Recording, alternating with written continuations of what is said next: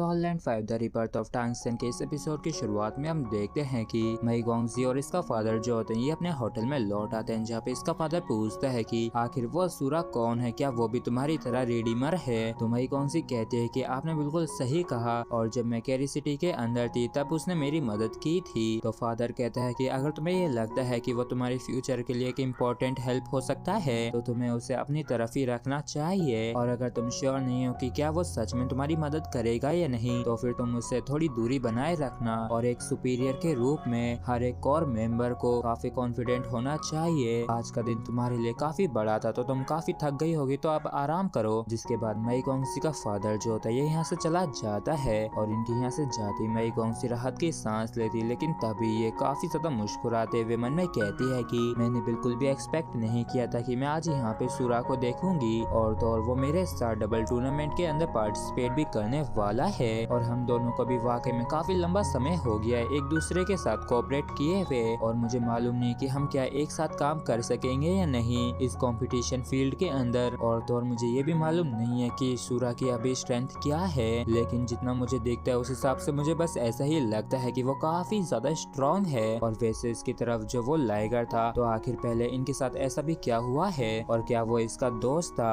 और जहाँ तक इन दोनों का प्लान डबल टूर्नामेंट के अंदर एक साथ पार्टिसिपेट करने का था, लेकिन मुझे देखने के बाद सूरा तुरंत ही बिना किसी हिचकिचाहट के मेरे साथ टीम अप कर लिया इस कंपटीशन के लिए, और ये तो वाकई में मेरे प्रति काफी ज्यादा बढ़िया है। तो एग्जैक्टली आखिर उसके मन में क्या है, जबकि इस तरफ टंगस्टन भी खुशी के मारे गुलाटियां मार रहा होता है क्योंकि ये यंग मास्टर मई के साथ कम्पीट करने वाला है। लेकिन टंगस्टन की खुशी इसे वो करने से नहीं रोक सकती थी जो ये पहले करने वाला था, और जाहिर सी बात है कि इस टूर्नामेंट के बाद टंगस्टन जो है वो मई गोंगजी की सबसे बड़ी मदद बनने वाला है, इसलिए इसे कंपटीशन से पहले 2 और जगह जाना ही होगा, क्योंकि अभी कंपटीशन के शुरू होने में 2 दिन बकाया थे। इसलिए टंगस्टन सुबह सुबह ही यहाँ से निकल जाता है और ये सीधे हेवनली यांग होली माउंटेन आता है, और इस माउंटेन को देखते हुए मन में कहता है कि हेवनली यांग हेवनली स्पिरिट एम्परर जो है उसका जन्म और उसकी परवरिश हेवन के द्वारा की गई है, और यही स्पिरिट रेस का लीडर भी है, और ये जो भी पोजेस करता है वो सबसे ज्यादा पावरफुल एबिलिटी है। और अब जब मैं एंसेस्ट्रल कोर्ट के अंदर हूँ तो पक्का मुझे भी इस चीज को एक्सपीरियंस करना चाहिए। जिसके बाद टंगस्टन जो होता है ये 10 एलिमेंटल कॉइन्स को पे कर देता है और माउंटेन के ऊपर चढ़ने के लिए तैयार हो जाता है। और यहाँ पे काफी कम ही लोग हैं जो कि हेवनली यांग होली माउंटेन के ऊपर क्लाइंब करने के लिए आए हैं, और इनकी संख्या तो सॉर्ड सैंड माउंटेन की तुलना में काफी ज्यादा कम है। और इस माउंटेन की तरफ देखते हुए टंगस्टन मन में कहता है कि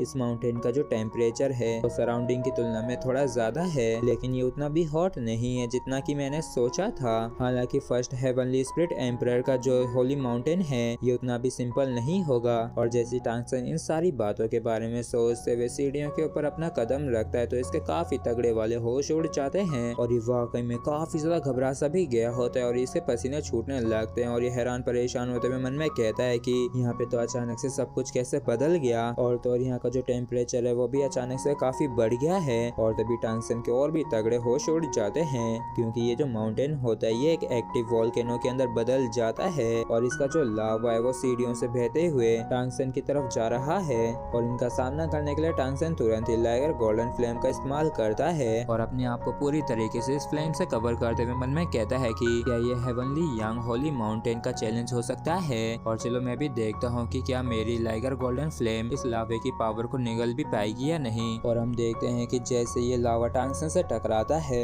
तो टंगस्टन की जो गोल्डन लाइगर फ्लेम होती है इसे निकलने लगती है, और इस चीज को देख के टंगस्टन भी हैरान होते हुए मन में कहता है कि इस लावे का जो टेम्परेचर वो वाकई में काफी ज्यादा हाई है, जिसे मेरी लाइगर गोल्डन फ्लेम बिल्कुल भी रेजिस्ट नहीं कर सकती है। और बस लाइगर गोल्डन फ्लेम के दम पे मैं इसे और ज्यादा निगल नहीं सकूंगा, क्योंकि मुझे डर है कि मैं सच में अपने आप को कहीं मैं इस आग के अंदर ही ना जला लूं। और ये तो पहला ही लेवल है, तब भी ये कितना ज्यादा मुश्किल है, और ये तो क्रिस्टल माउंटेन के लेवल से भी परे है। और ऐसा हो ही नहीं सकता कि heavenly young heavenly spirit emperor किसी ऐसे टेस्ट को सेट ना करे जिसे कोई पास ही ना कर सके। और तभी टंगस्टन को कुछ याद आता है और ये तुरंत ही अपनी ब्लू सिल्वर ग्रास को निकाल के इस लावा को रोकने लगता है, और इसके रिजल्ट को देख के ये भी हैरान होते हुए मन में कहता है कि मैंने बिल्कुल भी नहीं सोचा था कि ब्लू सिल्वर एम्परर को समन करने के बाद लावा का जो टेम्परेचर होगा वो इतना ज्यादा गिर जाएगा। और वैसे तो ब्लू सिल्वर एम्परर जल के काली हो गई है, लेकिन अब भी ये लावे के सामने टेक सकती है। और इस चीज को देख के टंगस्टन भी हैरान परेशान होते हुए राहत की सांस लेते हुए कहता है कि और ये हेवनली